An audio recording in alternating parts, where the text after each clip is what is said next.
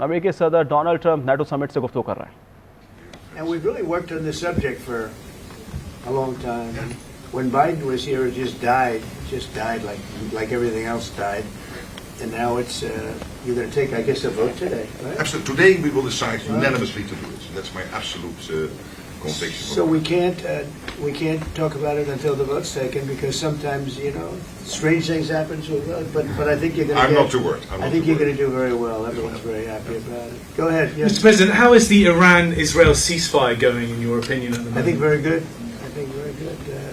Israel came back yesterday. I was so proud of them because they came back. You know, they went out because they felt there was a violation, and technically they were right, but it just wouldn't have worked out very well.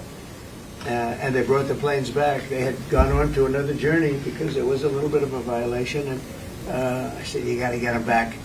And they came back, and it was a great thing, and it's going very well. Mr. President, what is your response to the foreign minister saying he still wants to enrich nuclear? Hello, Katie. She's so great this way. Any questions she asks, I'll answer. Well, maybe I better not say it. What was your question? What is your response to the Iranian foreign minister continuing to say Iran will enrich uranium and pursue nuclear weapons? Well, I don't know if they've said that, but I'll tell you, the last thing they want to do is enrich anything right now. They want to recover. And we won't let that happen, number one. Militarily, we won't. I think we'll end up having somewhat of a relationship with Iran. I see it. Look, I've had a relationship over the last 4 days. They agreed to the ceasefire. And it was a very equal agreement. They both said, that's enough. They both said it. But no, they won't do that. The last thing they want to do, Katie, is enrich. They're not looking to, can you imagine after all of that, they're going to say, oh, let's go and do a bomb. You know, there could be a day in the future, and then somebody else taking our place will be saying, don't do it. And maybe they won't do it as well, I don't know. But they're not going to have a bomb, and they're not going to enrich. And we believe all of the stuff is down there. We don't think they had nearly the time, because to get that out is a very difficult thing. It's not like moving a package or taking this carpet up and moving it. It's very difficult. It's very dangerous to do. We believe it's all down there. We had a tremendous victory, a tremendous hit, and because of that, I don't think they would have been down there, because they knew we were coming. When they know we're coming, they're not going to be down in that, 30 stories underground. So. No, I think it was just a tremendous victory for everybody, including Iran. Look, they've got a country, and they've got oil, and they're very smart people, and they can come back. Israel got hit very hard, especially the last couple of days. Israel was hit really hard. Those ballistic missiles, boy, they took out a lot of buildings. And they've been great. Bibi Netanyahu should be very proud of himself. And they've really been great. But they're not going to be building bombs for a long time. Mr. President, what's your reaction to the intelligence reports saying that the Iranian nuclear sites were only partially devastated, not entirely? Yeah, well, they said it was actually, the report said it could have been they don't know. I mean, they did a report. I could have Pete talk to it, because his department did the report. They really don't know. I think Israel's going to be telling us very soon, because Bibi is going to have people involved in that whole situation. We hear it was obliteration. It was a virtual obliteration. When you take a look at the ground above, don't forget the flame is all underground. But everything above, if you look at the before and the after picture, everything above is burned black. The trees, everything. There's one building, but that's a building that sunk substantially into the granite, so that the fire goes right over it. I believe it was total obliteration. I believe they didn't have a chance to get anything out because we acted fast. If it would have taken 2 weeks, maybe, but it's very hard to remove that kind of material. It's very hard and very dangerous for them to remove it. Plus, they knew we were coming, and if they know we're coming, they're not going to be down there. There aren't too many people that are going to be down there.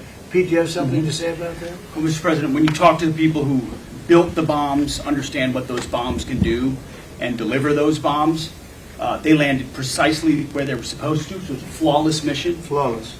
Right down where we knew they needed to enter, and given the 30,000 pounds of explosives and capability of those munitions, it was devastation underneath Fordo. And the amount of munitions, 6 per location, any assessment that tells you it was something otherwise is speculating with other motives. And we know that because when you actually look at the report, by the way, it was a top secret report, It was preliminary. It was low confidence. All right, so this is you make assessments based on what you know. They And don't it said it could be very devastating, very serious. moderate in to that report. severe, and we believe far more likely severe and obliterated. Is there So a this leak is a political investigation? motive Is here. there a leak investigation? Of course, we're doing a leak investigation with the FBI right now because this information is for internal purposes, battle damage assessments, and CNN and others are trying to spin it to make the president look bad when this was an overwhelming success. We had a tremendous success, and this is the New York Times. I call it the failing New York Times. It's going to hell. And CNN, which, as you know, very few people are watching. And you would think they'd do the opposite. You would think they'd want to say, this was an unbelievable success. And the thing that hurts me is it's really demeaning to the pilots and the people that put that whole thing together, the generals. That was a perfect operation. And when you look at the holes, and this was done from 52,000 feet, there was no moon, there was no light, and those three holes are right together. And also, and nobody talks about this, we shot 30 Tomahawks from submarines, in particular one submarine, but that was 400 miles away. And every one of those Tomahawks hit within a foot of where they were supposed to hit. Took out a lot of buildings that Israel wasn't able to get. We took them out with Tomahawks. We don't even talk about that. This was a devastating attack, and it knocked them for a loop. And you know, if it didn't, they wouldn't have settled. If they had won, if we didn't take it out, they wouldn't have settled. Somebody mentioned that to me last night. If that thing wasn't devastated, they would have never settled. Marco, do you have something to say? No, first of all, on the stuff about the intelligence, this is what a leaker is telling you the intelligence says. That's the game these people play. They read it, and then they go out and characterize it the way they want it characterized, and they're leakers. This is the game they play. So that's number one. Number two, here's a fact. The conversion facility, which you can't do a nuclear weapon without a conversion facility. We can't even find where it is, where it used to be on the map. You can't even find where it used to be because the whole thing is just blackened out. It's Right. gone. It's wiped out. It's wiped out. Then we dropped 12 of the strongest bombs on the planet right down the hole in two places. Everything underneath that mountain is in bad shape. And I refer you to the statement of the IAEA, Mr. Grossi. You know what he said? He said there was Iran, the way it looked the day before the attack, and what their nuclear program looks like now. Two very different things. They are way behind where they were just 7 days ago. Now, anything in the world can be rebuilt. But now we know where it is, and if they try to rebuild it, we'll have options there as well. But all this leaker stuff, these leakers are professional stabbers. That's what they are. They go out and they read this stuff, and then they tell you what it says against the law, but they characterize it for you in a way that's absolutely false. There's no way Iran comes to the table somehow nothing had happened. This was complete and total obliteration. They're in bad shape. They are way behind today compared to where they were just 7 days ago because of what the president did. Marco, can I just alert you to one other aspect? So the great thing is you took out the nuclear capability of Iran.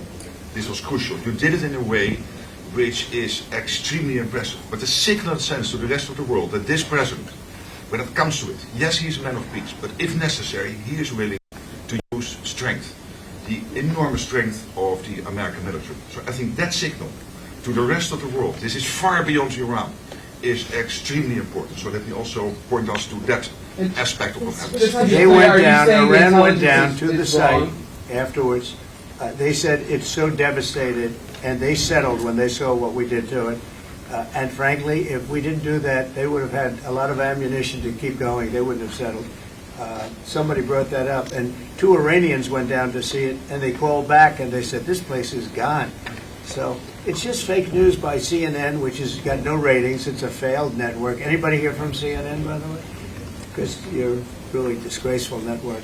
MSNBC, I think, is actually worse. But they're all pretty bad. But yours is good, Katie, I'll tell you. Mr. How long President, do you think You it's know what been- Marco reminded me that he did such a nice job there? It was 9 years ago I had to debate this guy. It was not easy. I think he even got better. But when you were into your little thing, I said, this is when I had to debate this guy. You think it's easy to debate him? It's not easy. How long do you think that the Iranian nuclear program has been put back by these strikes? Years or totally obliterated? How I long think is it? basically decades, because I don't think they'll ever do it again. I just don't think they're going to do it. I think they're going to take their oil, they're going to have some missiles, and they'll have some defense. I think they've had it. I mean, they just went through hell. I think they've had it. The last thing they want to do is enrich. They've been trying to do it. By the way, it's hard to enrich. And, you know, when you look at a site like that, very, very hard to build, very, very hard, very expensive. They spent trillions of dollars trying to do this thing, and they didn't come up with it. And we're actually getting along with them very well right now. But had we not succeeded with that hit ended the war. That hit ended the war. I don't want to use an example of Hiroshima. I don't want to use an example of Nagasaki. But that was essentially the same thing. That ended that war. This ended that with the war. If we didn't take that out, they'd be fighting right now. Mr. President, Yeah. if the Iranians do rebuild, would the United States... If they rebuild? Would the United States strike again? And I have also a question about Russia. But I'm not going to have to worry about that. It's gone for years. Very tough to rebuild because the whole thing has collapsed. In other words, inside, it's all collapsed. Nobody can get in to see it because it's collapsed. You can't go in to see a room that has, 10 million tons of rock in it. And the tunnels are totally collapsed. But if they rebuild? Well, they've already looked at the tunnels. This was an unbelievable hit by genius pilots and genius people in the military, and they're not being given credit for it because we have scum that's in this group, and not all of you are. You have some great reporters, but you have scum. CNN is scum. MSDNC is scum. The New York Times is scum. They're bad people. They're sick. And what they've done is they're trying to make this unbelievable victory into something less. Now, even they admit that it was hit very hard, okay? But it wasn't hit hard. It was hit brutally, and it knocked it out. The original word that I use, I guess it got us in trouble because it's a strong word. It was obliteration. And you'll see that. And it's going to come out. Israel is doing a report on it now, I understand. And I was told that they said it was total obliteration. They have guys that go in there after the hit, and they say it was total obliteration. And I don't want it for me. I want it for the pilots. I want it for the military. They did such a good job. If you were in the Situation Room with me, with the generals and all of the people that did such a good job, and then they get demeaned by these idiots at CNN who can't get ratings, the place is dying, nobody wants to even waste their time going on their shows. So they form with the New York Times, who's dying also. Without Trump, you wouldn't have a New York Times. And then just changing gears to your meeting with Zelensky later today, can you give us any preview of what the two of you might be discussing? No, well, we'll discuss the obvious. We'll discuss his difficulty. He's got a little difficulty. Zelensky, a nice guy. I mean, I'm going to meet him today. I don't know. I assume we're going to be discussing Ukraine. Yeah. I mean, it seems like the most Is there likely. any of you start talks there or anything that you might do? Well, we're going to see. I mean, I've spoken to Putin a lot, and he actually was very nice. He volunteered help on, as you know, on Iran. I said, no, I don't need help on Iran. I need help on Russia. Okay? I said, do me a favor. Help us on Russia, not on Iran. But he was very nice. We're going to talk about that. We're going to talk. I think progress is being made. I think great progress is being made on Gaza. I think because of this attack that we made, I think we're going to have some very good news. I was talking to Steve Witkoff, who, by the way, is terrific, and who knows more about this subject than anybody, the subject of what we were just talking about. He was on last night with Jesse and with Laura and with Sean. And boy, Susan, he has a great take on it. He just explains it so easily. He's really very knowledgeable. But he did tell me that Gaza is very close. Mr. President, just one follow-up on Iran. Both you and Secretary Rubio and Hegseth mentioned the leakers. But can you clarify, is the intelligence correct or is the intelligence wrong? Well, the intelligence was very inconclusive. Okay. The intelligence says, we don't know. It could have been very severe. That's what the intelligence says. So I guess that's correct. But I think we can take the we don't know. It was very severe. It was obliteration. And you'd think that a media outlet would say, isn't that a great thing? I mean, more importantly for the pilots, for the military, you take their guts out. You take their absolute guts out. They had a tremendous attack. It was a complete obliteration. The other team, the other group, Iran, said, let's stop this. And you know what? Israel said it too. Very smart. They fought like hell, and then they said, let's stop. And they're going to build themselves. And I really see it as sticking. I mean, we may do papers on it, Marco. Maybe we're going to do papers. I don't even know if you need them. They're not going to be fighting each other. They've had it. They've had a big fight, like two kids in a schoolyard. You know, they fight like hell. You can't stop them. Let them fight for about 2-3 minutes. Then it's easy to stop them. And then Daddy has to sometimes use strong language. You have to use strong language. Every once in a while, you have to use a certain word. I think we have to join the others. Yes, we're going to join some other group. Yes, thank you. Katie, one last question. Do you believe this strike... She's so good. That's the only reason. Thank you, Mr. President. She used to be very difficult. Go ahead. Do you believe that this strike on the Iranian nuclear program will lead to the release of the hostages in Gaza? I think that it helped a little bit. It showed a lot of power. Yeah, I think it helped. But we're going to get separately, even before this, we were very close to making a deal on Gaza. I think this helped, yes. Okay, thank you, Kate. Thank you, everybody. Thank you, Russ. Thank you. Thank you. Guys. Thank you, guys. Thank you, President. Thank you, guys. So they will see you on the plane. Thank you, guys. We see you standing there. अमरीकी सदर Donald Trump की NATO summit में गुफ्तगू कहते हैं कि Iran Israel जंगबंदी पर बहुत अच्छे तरीके से अमल हो रहा है। मेरे कहने पर इजरायली तैयारे वापस आ गए।